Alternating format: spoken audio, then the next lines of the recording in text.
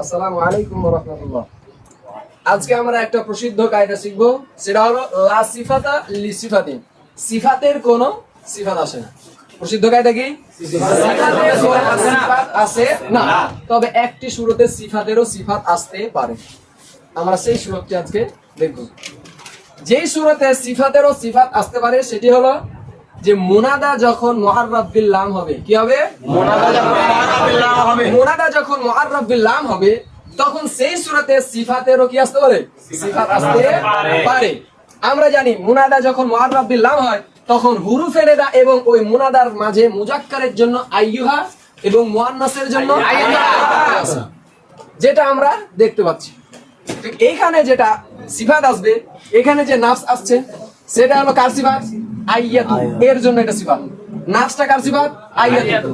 আর নাফসের আবার সিফাত কে? মুতমাইন্না। তো এটা সিফাত আইয়াতু মাউসুফের, আবার মুতমাইন্না সিফাত কার? নাফসের। তারকিব তাহলে কিভাবে হবে? ইয়া হরফে নিদা কায়েম মাকাম আদু ফিল। ইয়া হরফে নিদা কায়েম মাকাম আদু ফিল। তাহলে আদু ফিল, তার ভিতরে আনা যদি মারফু মাহাল্লান তার ফাইল। এবার যে আইয়াতু, এটা কি হয়ে গেছে? রফা হয়ে গেছে না?